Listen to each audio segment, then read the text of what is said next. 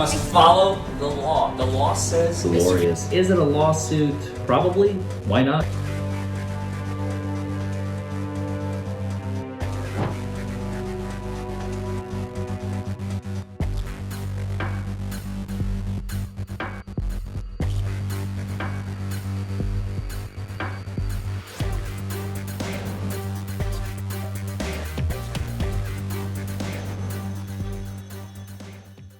Thank you. Please be seated. We're here today for a jury trial in the matter of Commonwealth versus 21T7620. And Madam Clerk, have we been able to complete roll call? Yes. And were all the jurors present that were required to do so, other than those who had previously been excused or given notice to our office to review? Thank you. And it looks as though we do have adequate number of jurors to begin our trial by jury work today. Ladies and gentlemen, we are here today because we have an individual who has pled not guilty to charges, and that therefore requires a trial by jury to determine the facts during this case. This is panel B for the Hardin District Court Jury Service. We're going to go through the process of selecting that jury. One of the first processes will be questions from the jury box. And once we start that process, all of you will come over to this quadrant if you're on jury. If you're here to observe court, you'll end up on this side of the courtroom. That's because as the attorneys ask questions, they'll be facing the jury this way. And those of you who aren't part of those first 12 will still need to be listening and answering questions. So you need to be in this quadrant so that you'll be able to hear better. And we're going to review those circumstances. We did a mandatory pretrial 2 days ago, so I'm assuming there are no other issues to come before the court before trial, but I want to confirm that. The Commonwealth is represented today by Ms. Kathleen Clemens. And Ms. Clemens, do you have any pretrial motions to address? I do have a couple, Your Honor. Yes. And I think it might be beneficial to do it outside of the earshot of the jury, just because it's got some specifics in it, and we need to see how they come down first. Thank you. And then defense is represented by Mr. Tyler Hitch and Mr. Larry Forman. And defense, do you all have any pretrial motions that you believe that we need to hear before we begin? Yes, Your Honor, similarly. Okay, all right, I thought we did those on Wednesday. All right then. Ladies and gentlemen of the jury, you've heard your roll call. We have a few matters that we need to address with our attorneys. So if you will step outside to the lobby, and we'll be back with you very shortly. And I'm going to go off the Zoom link, since we're at the point now at trial that everyone should be present here that needs to hear trial. So we're going to close down our Zoom link for our trial day. And Your Honor, just by way of information for the court and counsel as well, Ms. Fleckner and to share with our office, they were going to stay and just observe. So they're Certainly. sitting here. If you saw people sitting here.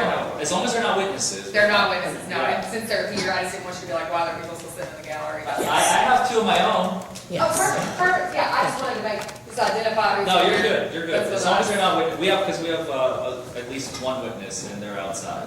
Gotcha. And none of our witnesses are in here. If one tries to come in, I will quickly turn around, but I don't think, Okay. just Officer Bobby. Thank you. And have we turned off the camera outside? Yes. Okay, thank you.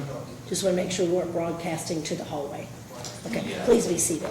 And Ms. Clemens, you had some pretrial motions you wanted to address? Yes, Your Honor. We touched on this briefly on Wednesday, and I wanted to just kind of look back, because upon my review of it, it's like I told Mr. Hitch on Wednesday, they had cut the disc for me essentially that morning, so as soon as I got it, I handed it over, and I reviewed it. They missed one PBT reference.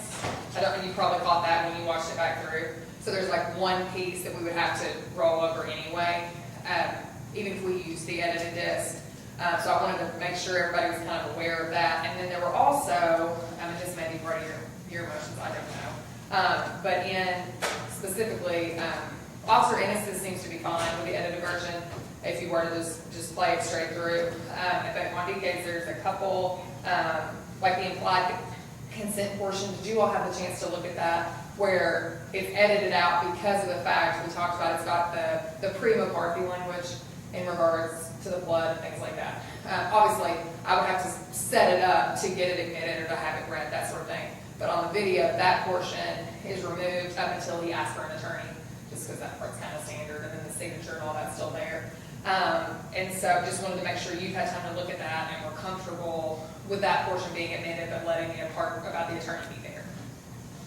Yes, Your Honor, it's irrelevant to our case. we're perfectly fine. Okay, and part of this is just wanting to make sure all this is out before we get in the middle of it. And then I think, at least at this juncture, do you all have any objection to playing the video, rather than just like playing the whole hour and 20 minutes, kind of breaking it down? There's that piece in the middle where they're going from the location to EPD, where the test is administered. There's not a whole lot to that, so I was just gonna kind of roll through that portion rather than just show him in the car. Do you have any concerns with that, Mr. Mitch? Oh, of course not. You're Okay. welcome to play whatever part of the video you like. Okay, and then the last piece, I assume, you probably looked at as well, after the test is administered, we're going from EPD to the jail, I would just, essentially, I would conclude it before your client goes to the restroom at the EPD, and then just be done with the video, because your client also makes some statements in the car that would talk about potential prior convictions and some issues with licensures and stuff like that we wouldn't ordinarily admit. So my intention is to just stop at really after the test is administered, let Officer Bundy finish up the paperwork, but stop it when they say, okay, I'm going to take you to the restroom and kind of roll on. Does that seem consistent with your review of the video? That sounds great. Okay, I just wanted to put all that out there so that we weren't surprised when we got in the middle, because videos themselves are difficult sometimes anyway. So that way we're all on the same page in that regard. And then the second thing I have is, do you guys have any objection or concerns with, I haven't decided for certain, but if I asked Officer Guandique to read it in implied consent, it would just for jury information, and he may have objections to that generally, it's like coming in, but to it being the updated version. So, he would have read a different version, but then the law changed. Well, that's the only thing I think we would object to, because Yeah. that is not what happened in 2021. So that was pre-McCarthy, wasn't it? This case happened. So It's right on the cusp. It's right on the cusp, so he Yeah. would have read, you have the copy he read. Yeah. And so, I'm not trying to admit that because it's got. Well, what's your purpose for him reading it in the Yeah, first so place? usually as a customary practice. Do you have a copy of the original, officer? Yeah, you should, yes. It was No. Do you have a copy with you of the original that I don't have. Oh, October 2021? it may be in the court, only look in the court file, specifically for you. I mean, we have a. Because if you have that, I have no problem right in here. reading I that, got because that's what happened, so. Okay, well, and that's, I mean. But not the updated version, no. Okay, so here's what, And McCarthy's kind of irrelevant to our case because it's not a refusal anyway. True. all true. Just kind of as I don't think it's stuck in here. I think you guys have a copy of what we have from his file, like from the file we would have gotten from EPD. Yeah, no, I think the only objection I would have to that is I would not want the officer to be reading something that is not what happened on October. Okay, so are you comfortable If he's gonna read the He reads the original from the original? file, that's fine, of course, yeah. Okay, That's I just want it, because it's got facts are that, facts. because it's got that McCarthy language in there, I didn't want us to get in the middle of it and you have an issue with that. No, we're not gonna have an issue with that. Okay. Since Because again, there's, it's not a blood case and there's no refusal. Agree with all of that. So- Just wanted to make sure on the front end that wasn't going to be a Thank you. situation. No. I think that's all I have, Your Honor. I will sit, and then if he's raised others, I will. so I think that those are more acknowledgements than motions. I Yes, don't think they right. require any ruling. Yes, ma'am. And Mr. Hitch, you had a motion. And Your Honor, similarly, it's just an acknowledgement. I just took the opportunity when we said, is there anything to communicate to the court? Simply that, just to remind the court that on April 25th of 2022, we had a suppression hearing in this case. Attorney Evan Bates from our firm was there. And Your Honor at that time ruled that the suppression motion was denied, but that it wouldn't get past a directed verdict without those community witnesses to show the operation that got the vehicle to the point. So I I think simply, that was a ruling, I think that was a comment. a comment. Yes. So I simply wanted to bring that to the court's attention before we began. We'll certainly review those again at that time. So we have to address that. But obviously, the issue of operation is a foundational issue of some sort. If I remember correctly, Judge, it's my former associate, who's now prosecutor in Jefferson County, Evan Bates. He was here April 25th, 2022, and the issue of the operation was reviewed by the court. And if I remember correctly, the court's exact language was, you're going to allow it to proceed to jury trial. However, If the Commonwealth is unable to prove operation, you will grant a directed verdict to the defense. I don't think I would have made it quite as strong as that, but we have to acknowledge that we have to prove operation at trial. If we can't prove operation, you don't get past directed verdict. Correct. Thank you, Your Honor. I don't think I've pre-decided it, but I definitely Well- will I put people on notice when I see things that might be issues for trial. We have a copy of the hearing. I don't think we transcribed it because we didn't feel a need to. It wouldn't be binding regardless, it's just commentary for course. preparation. Yes, Understood. I apologize. We just wanted to remind the court of the issues in this case. Thank That's you. all. And here, I reviewed, I think Mr. Jones actually did the suppression for our office and had reviewed that. Mr. Bates had brought that commentary after the end of the ruling to my attention. And I do recognize that at that hearing, there were no, I believe all the officers testified. Sure. It's my understanding, so. That's what I would expect in a suppression. Yeah. All right then. Any other issues we need to address before we get our jury started? No, Your Honor. If we may have one moment, Judge. Yes, absolutely.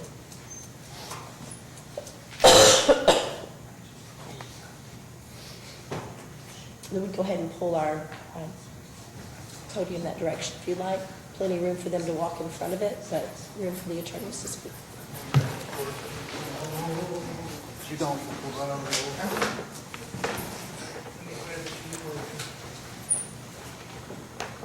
How many times you bet today, you guys are gonna have to tell me not to jump on that cord? Yeah.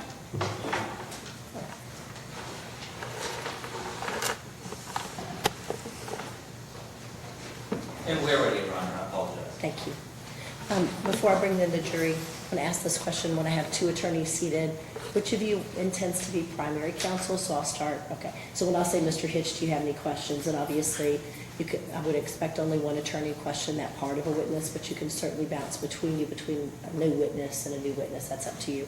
But I wouldn't want to acknowledge one or the other when the different one was expecting to stand up. So, all right. So I'll always I start. may occasionally object to something like that. And I'll always start with Mr. Hitch, so that way you know that Thank you. if you all decide to pass questions to a different witness, we'll give you that opportunity for a second witness, okay? Thank you. All right, thank you. We'll bring the jury in. Thank you.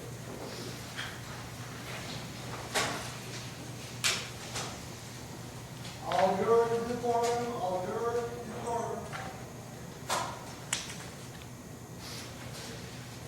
And do we pick 12 to ask them questions from? Yes, Because we used to do it in the gallery back in the day.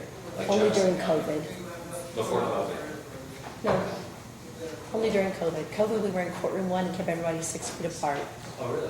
Maybe that's what it was. Yeah. Because I remember questioning Yeah, them. and it was that very unusual setting. That's right. Because we did some of the very first trials after COVID across the state, and so we literally had people in the aisleways over there in that courtroom. It was 2021 or so.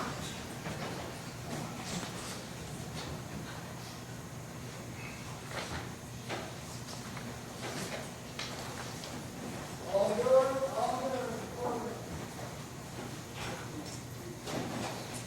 Thank you. Thank you. Please be seated. We're at the portion of the trial where we're going to begin our jury work today. I apologize. I've had some voice issues the last few days, so I'm going to go up and down octaves like I was a teenager somewhere with a voice change. So I apologize in advance.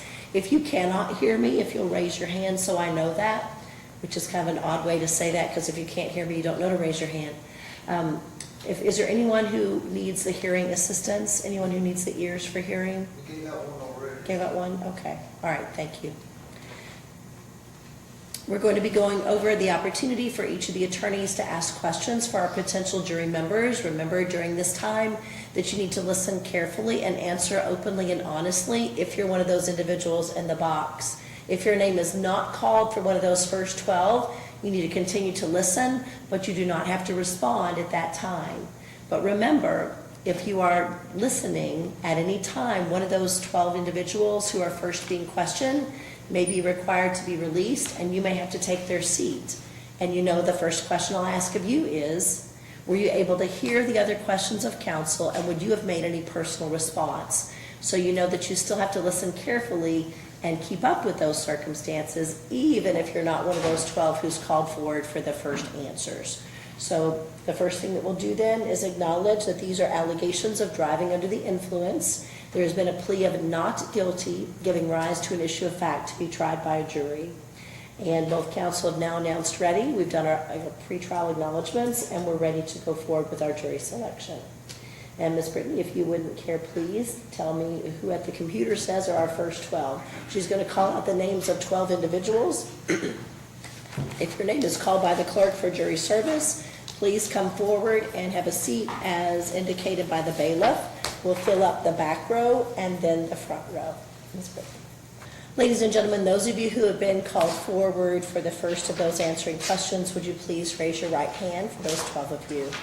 Do you swear or affirm that you will make true answers to questions asked of you touching upon your qualifications to sit as a jury in the matter of Commonwealth versus... If so, please say, I do. I do. Thank you. Those of you who remain, if you'll work your way over to this quadrant, you may need one or two of you on this first row over the aisleway if need be, but we just want to make sure our jurors are all on this direction so that you'll be able to see and hear. Our Ms. Clemens is here today from the Hardin County Attorney's Office. And Ms. Clemens, do you have questions for our potential jury members? Yes, Your Honor, thank you. Ladies and gentlemen of the jury, Your Honor, defense counsel, Mr. Gale, thank you all for being here today. We appreciate your time. Let me tell you a little bit about myself. My name is Catherine Clemens. I'm one of the assistant Hardin County attorneys. I've been here almost 4 years. Just coming up on an anniversary there, so it's been about 4 years. And as the assistant Hardin County attorney, it means my client is everybody in the Commonwealth. So that means everybody in this room. It means the judge, the bailiff, the defense attorney, the defendant, even people that don't know this trial is taking place, people that are off living their lives today doing other things. My job is to make sure the defendant gets a fair trial and that the Commonwealth gets a fair trial. Okay, so I'm just here trying to make sure everyone gets what they're entitled. Your job is to make a decision on the facts of this case as they compare to the law. I want to thank you all for taking time out of your busy day. It's a beautiful Friday. I'm sure some of you have lots of other things you could be doing, but this is such an important role, and we appreciate you. It's important everyone is honest. Okay, I'm going to ask you some specific questions that could, if an answer is not something you super duper want to tell us, we can absolutely make it to where you can answer a little bit later and we can talk about it up at the front with the judge. Okay, so it's not something like you have to declare to everyone if you're uncomfortable answering it, but it's really helpful to the process if you answer, you participate, and you kind of let me know your answers, because that kind of helps see if you might be the right juror for this case. Okay. If you have any type of issue while we're in here today, I know some people have to take blood sugar, do things like that. Might need to use the restroom. I am pregnant enough that I could go to the restroom anytime. So anytime anybody needs to go, I promise you I'm going to have to go too. So if we need a break for any of those reasons, we're A-okay. You just let somebody know, okay? And that way, this is it's a very formal setting, but we also recognize that you come in with your own situations as well. Anything anyone have going on, maybe a sickness or the loss of a loved one or something that you would be unable to just sit here with us today, something that might distract you from being able to really focus? No? Okay. Thank you. I appreciate you all kind of acknowledging there. I recognize that each of you come here today with your own ideas and opinions. However, it's crucial that you think about the laws and the facts that you hear that are presented here today within this courtroom, okay? And we try our best to set the other stuff aside for the most part. Can we all agree to do that? Can we all also agree not everyone who commits a crime is an evil person? We are not here today because of that, because we think the defendant is an evil person. We're here because there has been a crime committed. And at that point, we have to look at the crime, we have to look at those allegations, and then it's up to you all to determine if the crime was committed, and then if so, what penalties are appropriate in that case, okay? So that's kind of what we're doing here, but I don't want to present it in that way. I want us to kind of fully understand what we're all doing. Who has served on a jury before? Anybody? Ms. Cook? Yes. Yes, ma'am. What kind of jury did you sit on, if you don't mind me asking? It was 3 weeks ago here. It was a traffic stop. Okay, so was it in district court down here? Yeah. Okay, and was that a positive experience for you? Negative experience, kind of indifferent? It was cool. It was cool, yeah. If you don't mind me asking, what happened in that case?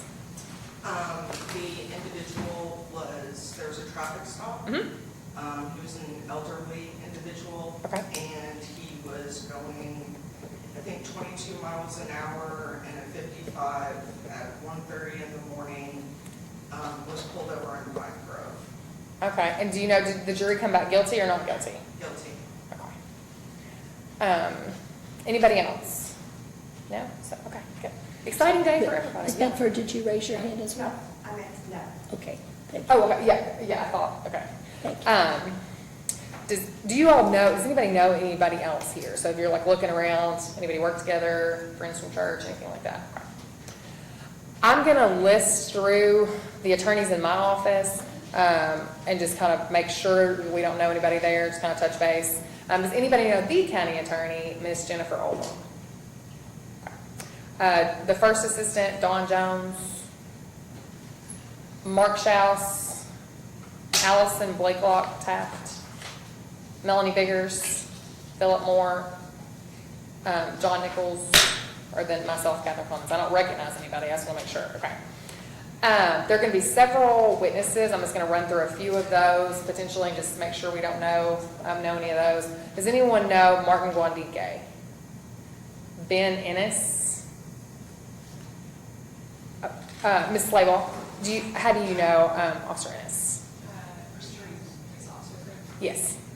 Okay, so you know him in his capacity as a police officer? Okay. Anything that you know about Officer Ennis or the fact that he's a police officer that would make you unable or uncomfortable to sit here today and be impartial? My husband's a police officer, so I know a lot of those names. Gotcha. Okay, so you're gonna know several of the people there just on that basis alone. Okay. Anything about that you think would keep you from being able to be impartial? I will say it will be hard because my husband is a very frequent DUI officer, so it would be hard to not be partial in some ways. Okay. I appreciate your candor. Thank you very much. Does anybody know Brent Williamson? And it may be the same situation there, Ms. Slayball. Okay.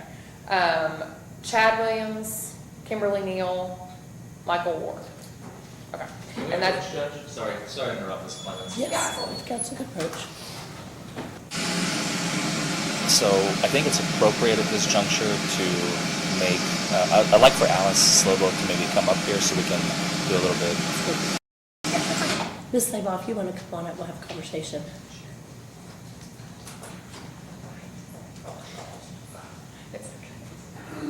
I did it for you. Good morning. Come on up, we're going to turn on this wonderful noise and talk over it. Thank you. Would you just explain briefly for the record who you said on the spouse of a police officer? Tell me about that. I heard spouse of a police officer. What was the first part?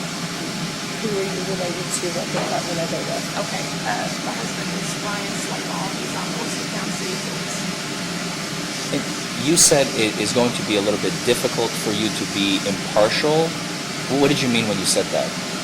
I mean, just because over the years of being in the police family, it's hard to be impartial on the DUI case. I mean, obviously, it would just be difficult to honestly say that. No, we appreciate, this is literally why we do this, because not every person is going to be the right juror for every case, you know what I mean? I mean, I'd love to sit here and say I will listen to every fact, but You can't say that. I can't 100% say that I would not be opinionated on it.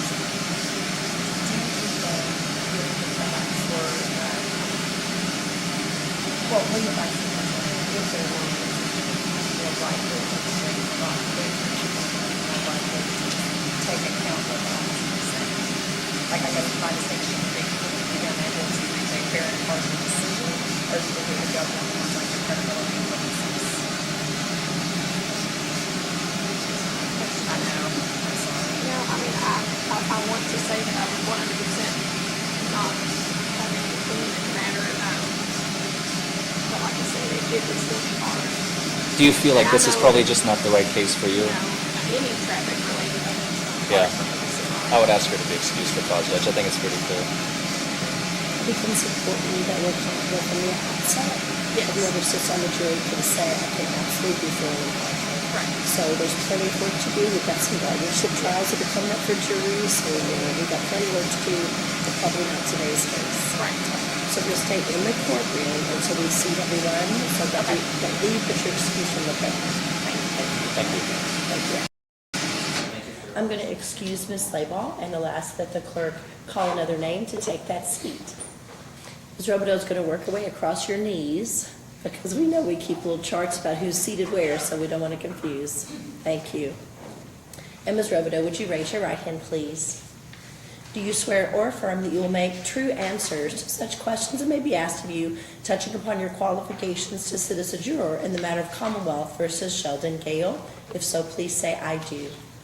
Thank you. Have you listened to the questions that Ms. Clemens has asked so far? And would you have made any personal response to those? Thank you. And Ms. Clemens, you're welcome to continue. We're going to switch out some ears here. Okay, perfect.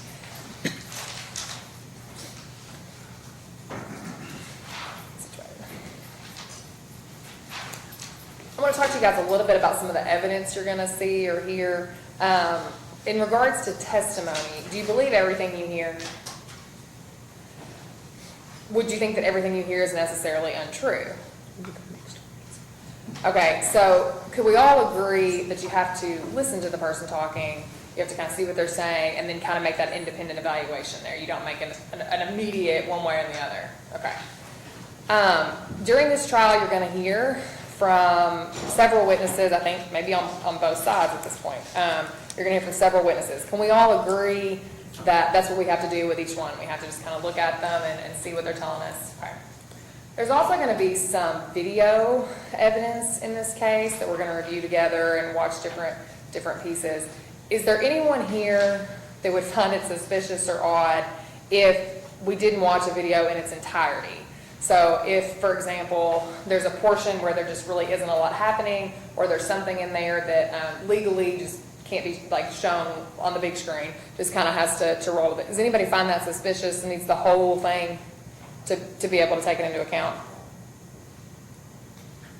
So I'm kind of getting mixed reviews. So if anybody wants to give me a little feedback, that's fine. And that's kind of why I'm talking to you about it now, just to sort of see kind of where we stand. So if you just want to show of hands, who here needs to see the whole video? Okay, got it. Okay. Okay, and then the rest are not. Okay. So here's what Ms. Clemens is saying.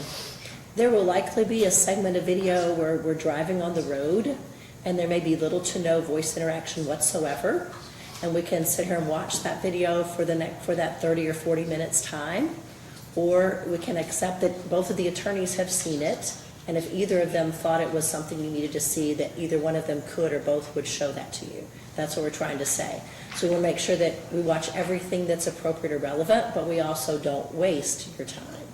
But if you still say, I really want to see the whole thing, then these attorneys are going to show you the whole thing. I just want to make sure you know that's what they're talking about. True. That both the attorneys would be able to say, this section of time, there is nothing relevant going on besides listening to the wheels roll on the road, okay?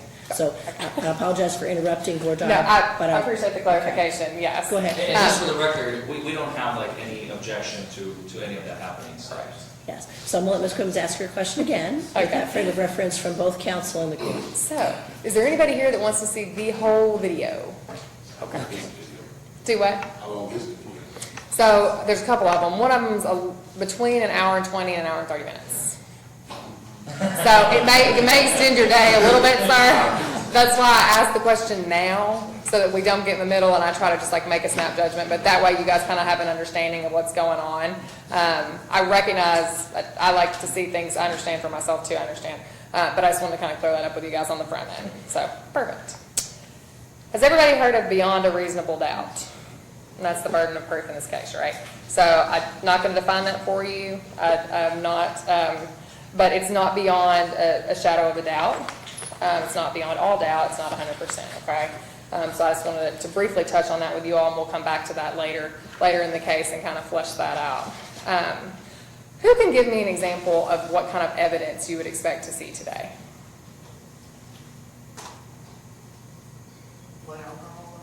Okay. Yes, ma'am. Yes, ma'am. Body cam. Yes, ma'am. Here in the front, Miss Bedford. Yeah. Okay. Great. What about, is what I say evidence? No. What about people that are sitting in the witness stand? Is what they say evidence since they're under oath and they're talking to you that way? Okay. So we know all these different things can be taken into account. Like we talked about a little bit earlier, we're trying our best to leave, our prejudice and things like that at the door, but we all come with our own experience and knowledge of the law and how the world works.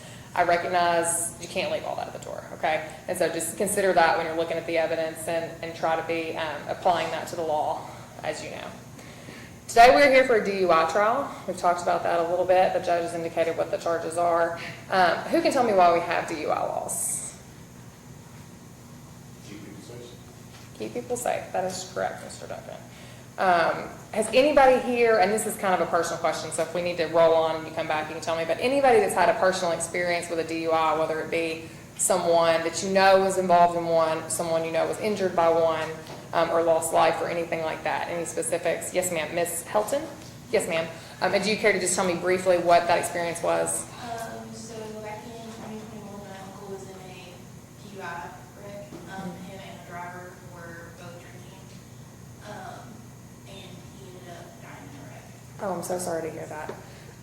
Has that experience and that effect on your family, do you think that would make it unable for you to sit here and be impartial today one way or the other? No. Okay. Because of the circumstances of this case. Okay. And there were a couple other hands. Yes, Mr. Duncan? Okay. And was that in Hardin County? Okay. And was your experience with that through the process, anything like that about it would make it hard for you to sit here and be impartial one way or the other? Okay. Can you elaborate just a little bit for me? Just depends on I know I was guilty. Okay. I was guilty. Sure. Okay. I can't say nobody else was guilty, but I was. Okay, I get what you're saying. I do. I understand what you're saying now. Okay, thank you. No, that's helpful, for sure. Okay, no, that's helpful. Anybody else? I think it was just the two hands. Okay. You were going to hear from an officer today that administered an intoxilizer test with the defendant to test his blood alcohol level. Can everybody agree to listen to that testimony today in regards to the test and apply the law given to you by the judge at the end? Okay.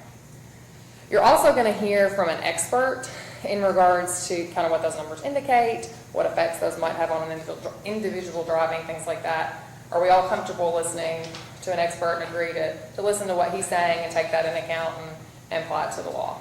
Okay.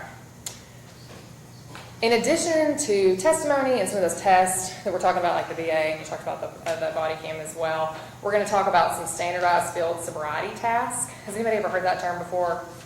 Like the test on the side of the road, kind of usually is what they are. So the officers will kind of explain this in greater detail, but there are going to be a couple of different tests they're going to go through with you. One of them is called the horizontal gaze nystagmus. I'd never heard that term until I came to work here. But they'll explain that a little bit, but that's a test of the eyes, and they're going to go through all that with you and kind of explain that in greater detail. And then they're going to do a couple of balance tests and diverted attention tests and things like that. So can we all agree to listen to that testimony and apply it to the laws given to you by the judge? Okay. We talked quite a bit about the impairment or the being under the influence portion of what we're talking about today, but I'd like to talk a little bit about another piece that will be addressed, and that's the operation or the moving of the motor vehicle, okay?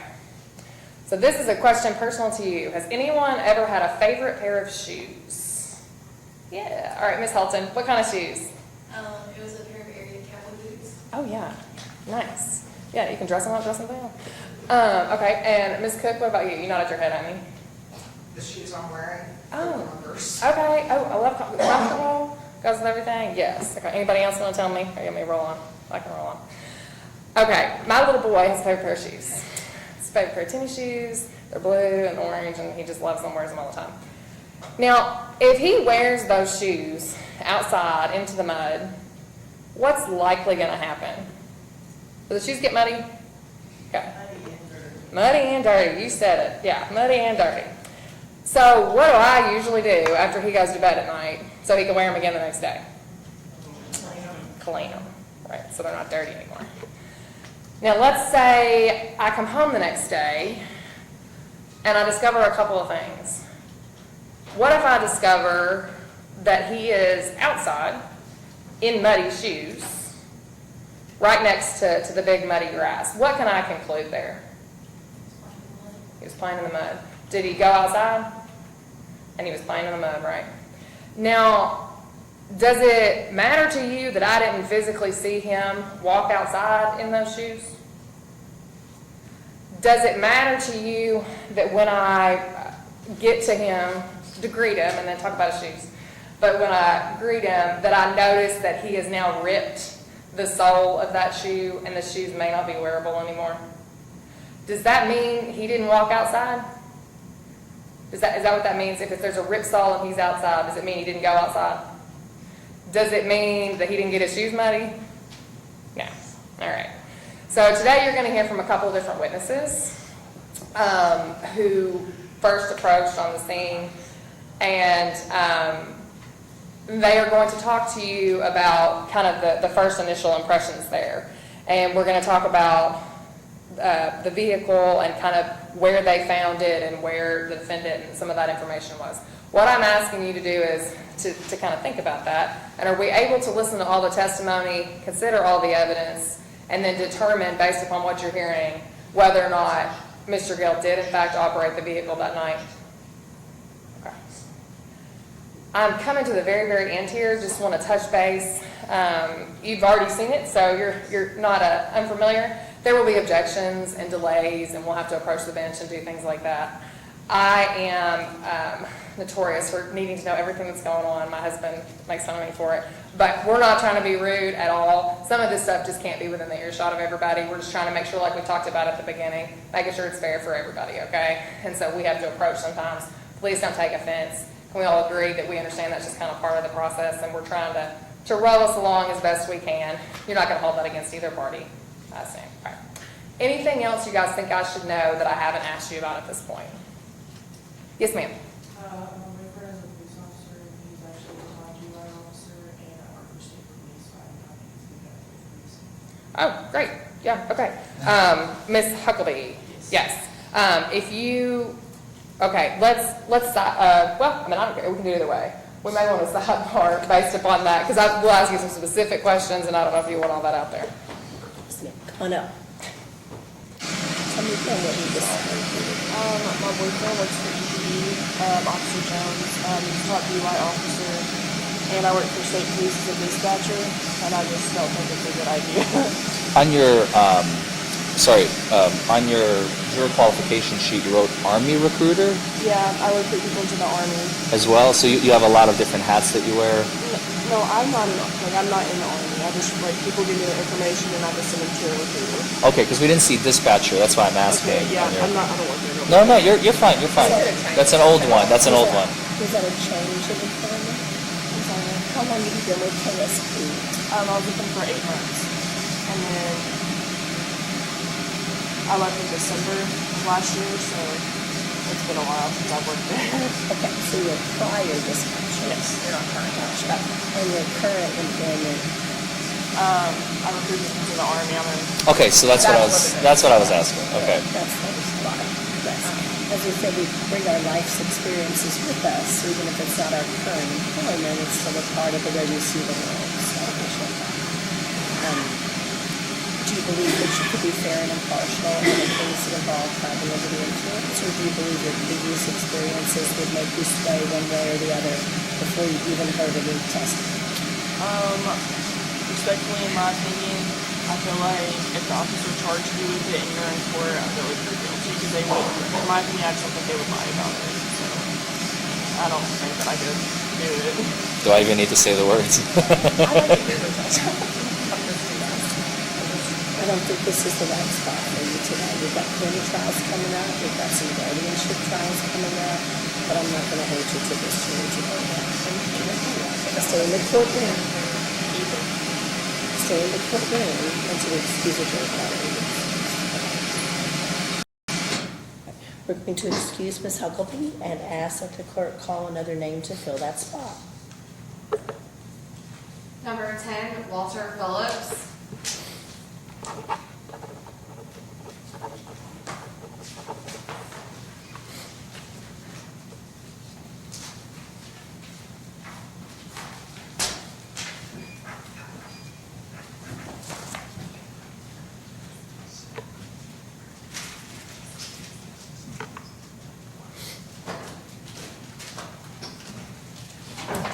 And Mr. Phillips, would you raise your right hand, please?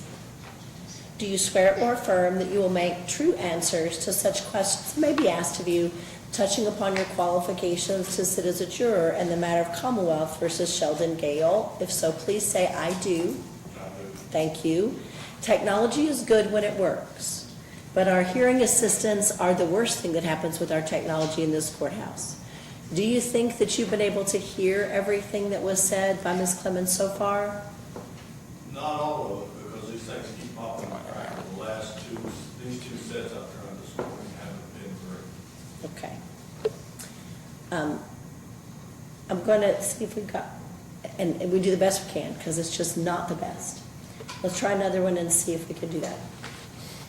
Because I want to make sure that if you're up here, you can always hear, and that you let us know if you cannot, so that we can change those out. Does that one feel like that was hearing better? My voice is going in and out, so I'm not the one to test it, Ms. Clemens. Can you hear me, sir, fairly well? Yeah. This is still popping. Still popping. Not as bad as those two. Okay. Thank Okay. you. And I can, I might just do like a run through, Yes, just like a ma'am. short, I'll do a short one, I'll do it abbreviated. Yes, Do you have any medical issues or anything today that we would need to know about that you might be unable to sit? Any personal issues, hearing? I appreciate that. Have you ever been on a jury before? Okay, what kind of jury? This one. Oh, so were you on it 3 weeks ago too? Were you on that together? Okay. Was that a positive experience for you? It was not a positive experience? You didn't enjoy being on the jury? Gotcha. You sound like a lot of people I know, which is understandable, for sure. Anybody that I listed, did you hear the list of like the names in the office, all of those people? Only Mark, and that was only through church. You know Mr. Schaus, you know Mark? Through church. Through church. Got it. Do you think knowing him affects your ability to sit here and be impartial today? Okay. We talked, you heard the video question. Do you need to see the whole video? Or are you comfortable with the fact that parts of it are going to be like we'd already discussed? Just not. The employees, you, and the other lawyers, and you say, I don't need to see it. That's fair. Okay. Okay. Any interaction or know anyone with interaction with the DUI? Me? Okay. Here in Hardin County? Okay. And how long ago was that? 25 years ago. Okay. And anything about that experience that would make it hard for you to be impartial today? Okay.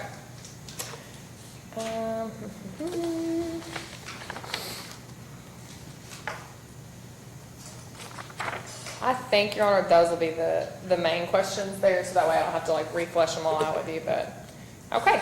Anybody else have anything I need to know? All right, I appreciate you all, and I will sit down and let defense go. Thank you. Mr. Hitch, you have questions for our potential jurors? Yes. Hi, everyone. I just heard something crazy. I just heard the statement, if a police officer charged you with it and you're here in court, you're probably guilty. How many of you agree with that? At this moment, is Master Sergeant Gale innocent or guilty? At this very moment.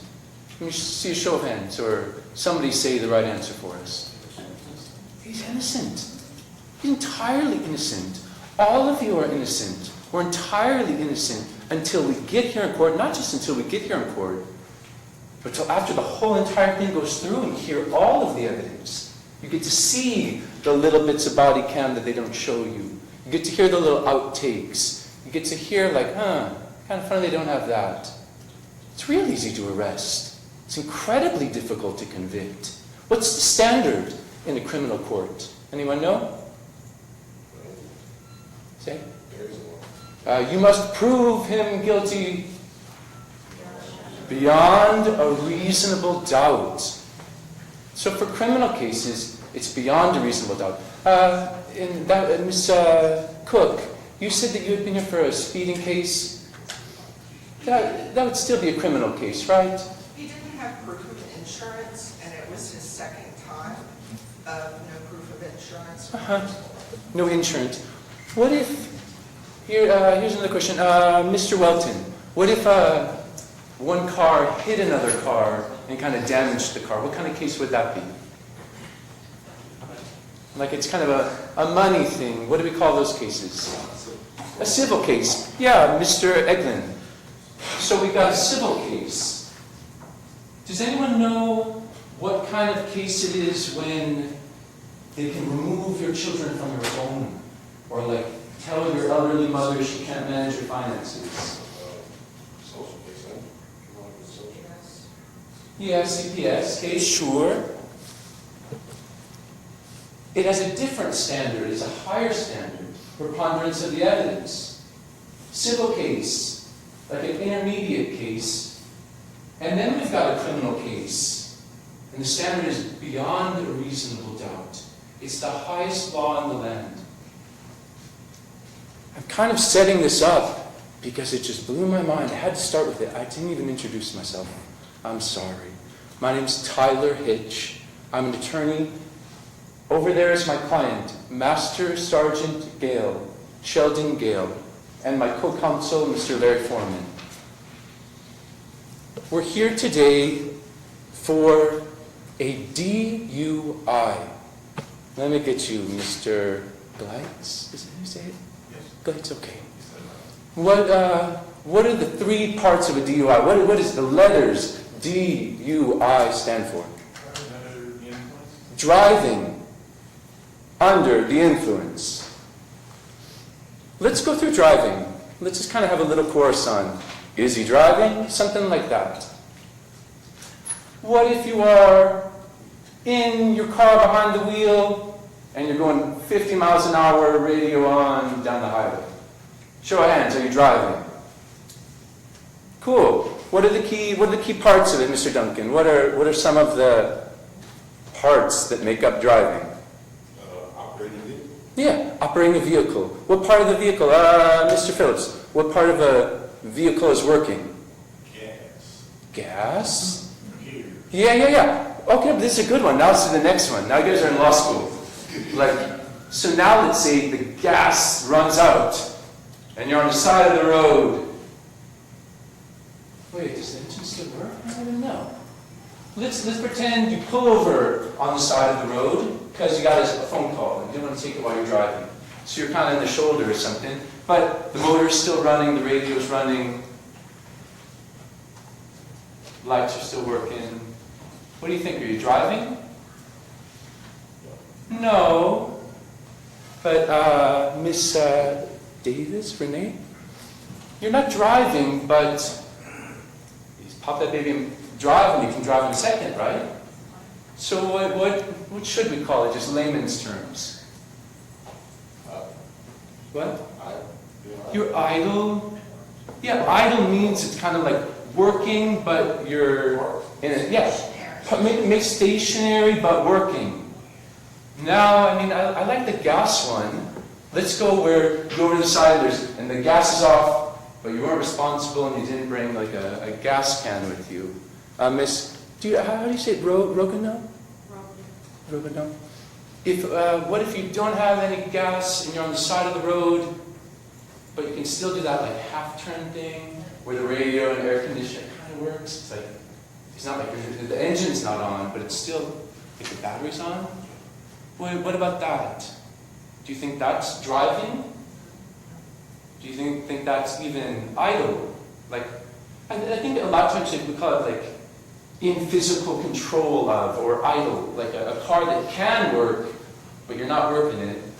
So what if there's no gas? Yeah, it can't go.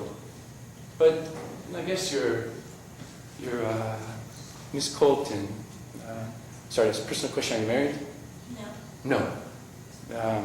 You have a close friend who could come by with gas and show up and give you gas and start the car up again. Okay, so you see how they're kind of like degrees of this one concept of driving. There are lots of like varying things to think about in there. What if you're driving? Here's a good question. How many of you have been driving and the car's just entirely died on you? Tell me about it. Mr. Bill, I'll call you Bill. It's easier. I was on the water sitting the coils went out my truck, everything just shut off at the red light and started back. On the Waterson, middle of the road. Well, water sitting Shelbyville Road, you're getting off there, Shelbyville Road. The coils went out, just no warning. Yeah. Well, I'm curious, what'd you do? What'd you do after that? There you go. Was there a shoulder you could pull onto, or were you in the middle of the road? In the middle of the road, so people have to push it over. Yeah, I like it when it's like ding, ding, ding, and you can feel. How many of you ever done this where you're driving and you press the gas and you're like, oh God, I'm actually out of gas. And so you got like 14 seconds of coasting to get to the side. It's a little bit different. I've had that. I've also had Mr. Gale, and I remember as a child, my mom driving and being like, the car's dead, the car stopped, and it was really kind of scary actually a little bit because the car just stops right there in the middle of the road. So all of this is just under driving. There's a lot to unpack there. In a DUI case, I remember Ms. Cummins, the prosecutor, mentioned what type of evidence you expect to hear in a DUI case. And I remember you, Ms. Bedford, what did you say? The test. Yeah, like a blood alcohol number. That's really popular. Yeah. Which part of the D or the UI, under the influence, does that fall under? Well, you have to be driving first. No, you don't. And then under, if you get driving. Imagine I'm a raving drunk at Walmart. I want my this and that. I want this. They're like, you come on over here, sir. We're taking you away. And they go and give you a blood test. What kind of crime would that be? Mr. Gleitz? What would we call that? Ranting and raving at Walmart.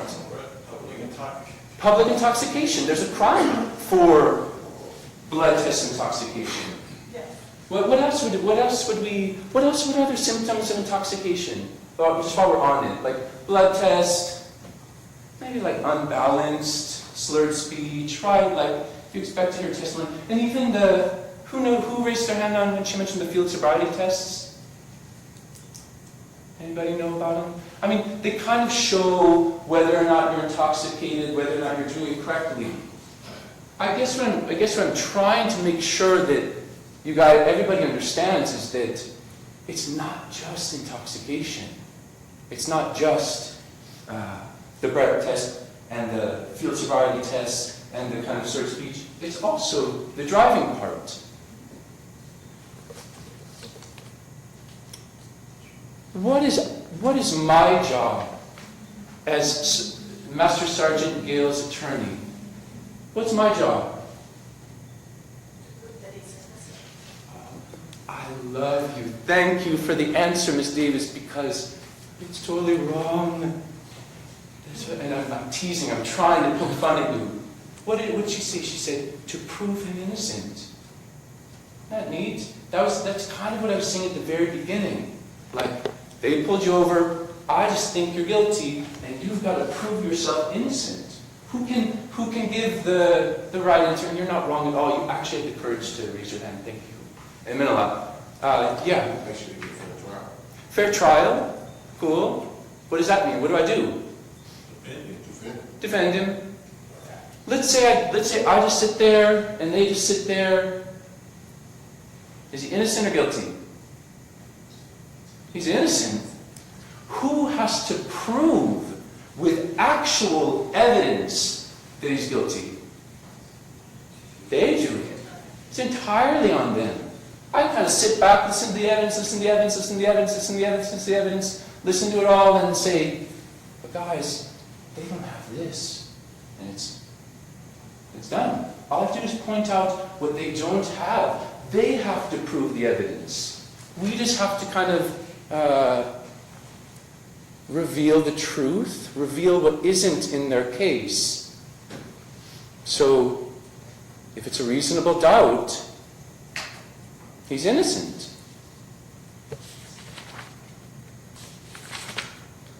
I feel like I've gone over a lot. No, nobody likes DUIs. Nobody does. How many people are opposed to alcohol in general? How many, sincerely, just so you can be a good juror, how many people would say, oh, he's drinking, for religious reasons, philosophical reasons, just relational, my dad was a drunk, anything. I just kind of like, I kind of judge people who are drinking. Anybody? I can feel with that. For those of you who do drink alcohol, or maybe not even alcohol, but like, let's even say like caffeine, or even like, I don't know, like a nighttime tea, you know, like any type of drink that's going to have an effect on you, to calm you down, excite you, whatever. How many of you have ever taken something that was more powerful than you thought it was? Like, I just had some of that night tea and I was like out in like 5 seconds. Anybody had that experience? Yeah, go for it. Share it with us, Cody, unless it's Mr. Welton, unless it's embarrassing. It's not embarrassing. Okay. It's not herbal tea or nothing like that. Yeah. It's just medications that, all your medications you take, it always says it may make you drowsy. Yeah. And then it'll take it a bunch and you don't feel drowsy because it only takes one time. Yeah, but you've had an experience where it actually made you drowsy and you're like, whoa, that medicine was... Yeah, you're not in. Come on, people have related this. I went to a restaurant and I love green tea. It like kind of calms me down. I feel kind of chill and cool. But this green tea, it was like gunpowder tea. And I was like, and I was like, oh my gosh, this is green tea. I felt horrible because it felt like it was different than I wanted or something. Just kind of want to feel out if anybody else has had that experience. I had the opposite. Yeah? I drank an energy drink and so I couldn't go to sleep. Couldn't go to sleep. Yeah, but you didn't think like, man, I didn't think it would keep me up all night. I thought it would just kind of give me the energy for the last 2 hours of the day or something. Yeah, perfect. And I think that's kind of what I'm trying to feel out. I think, guys, actually, that's all the questions I have. I just kind of wanted to introduce myself, introduce some of these ideas we're going to talk about. Thank you above all for being here, and one more.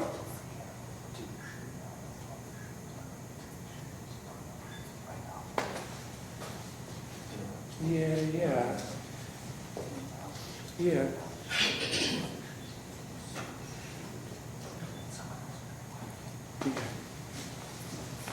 That's a nice thing about having a co-counsel, is they kind of come in.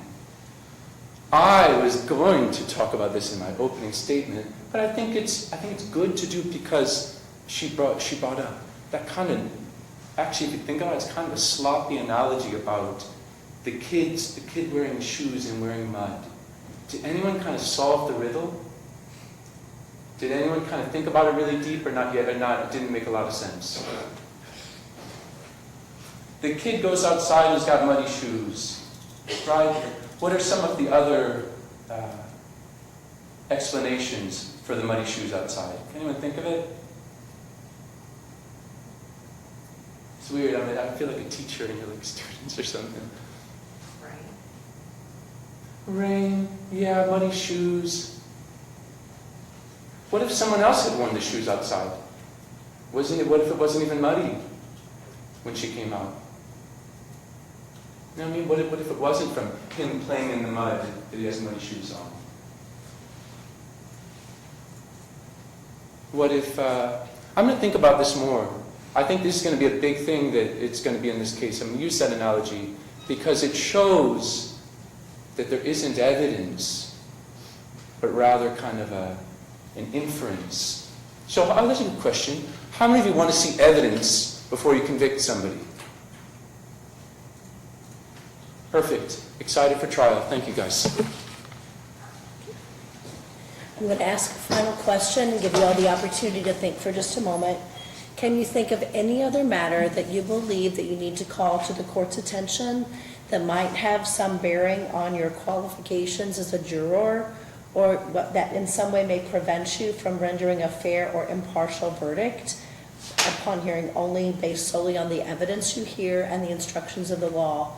Is there anything else you think you need to bring to the court's attention? Sometimes the attorneys almost ask the question that would make you raise your hand. Okay, sounds like we've got potential jurors in this pool. So the clerk is going to give each of the attorneys the strike sheets. If you'll look for your category at the top and then mark 3 in that column, and they'll give those to you. You're welcome to take anyone with you that you would like to be able to choose one of those rooms. Ms. Clemens, you all have things in the left-hand room? I don't specifically. I think when I was standing there, I saw another defense attorney go in there conferencing for Rocket, so I will check and see. Okay. But we can go to the big conference room Okay, if all we right. need to. That may be the simplest thing. Okay. All right, then, Mr. Hitch, if you want to take that first conference on the right, anyone you'd like to take with you? And Ms. Clemens, if that room on the left is not available, if you'll use the conference room at the end of the hallway, take anyone you'd like with you. Remember, you can strike up to 3 each, and then bring those back for us. Thank you, Your Honor. Thank you. All right, ladies and gentlemen, while the attorneys are doing their strike sheets, we're going to remain in place but be on recess. Make sure during this time that you do not speak with anyone on any subject connected with the trial. Do not form or express any opinion. When the attorneys come back in a few moments, they'll show us what strikes they may give, and then we'll be able to determine who the 6 individuals are that will try the case. Those of you who are seated here have already figured out that you'll not be one of those 6. But just to make certain under the law that there's nothing unusual that happens, we have to keep you all here until we know for sure which of the 6 of you will hold our trial for today. We will do a lunch recess with the number of witnesses they've been talking about. We may even have to do a dinner recess. I don't know how long it'll take to get through all the evidence that we need to hear.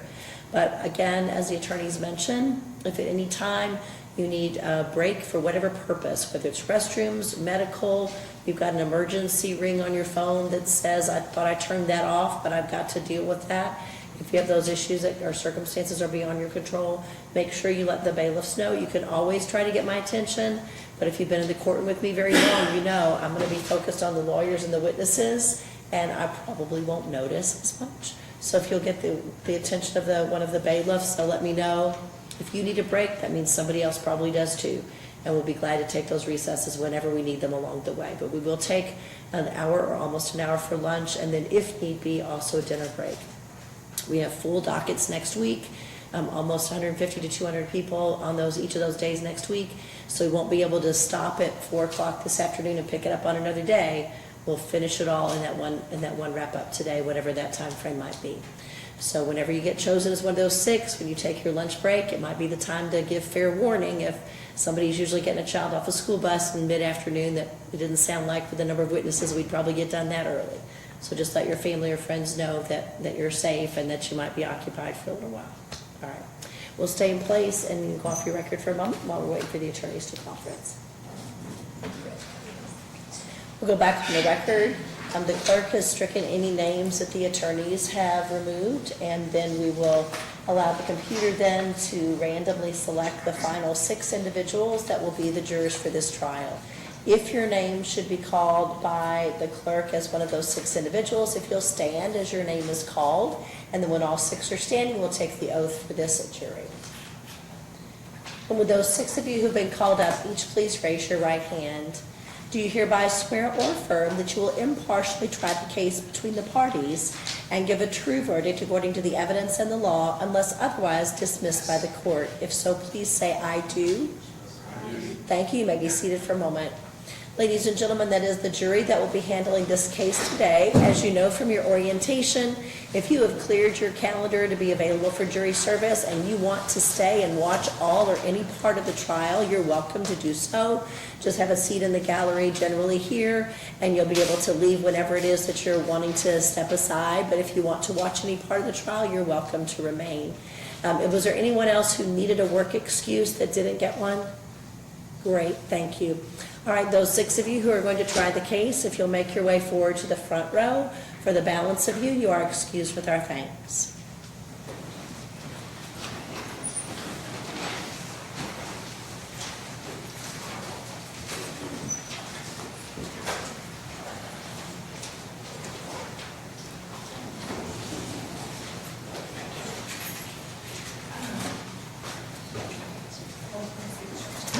Your Honor? Yes. A juror would like to speak to you Yes. briefly. Come on, She just come on. approached. How are you?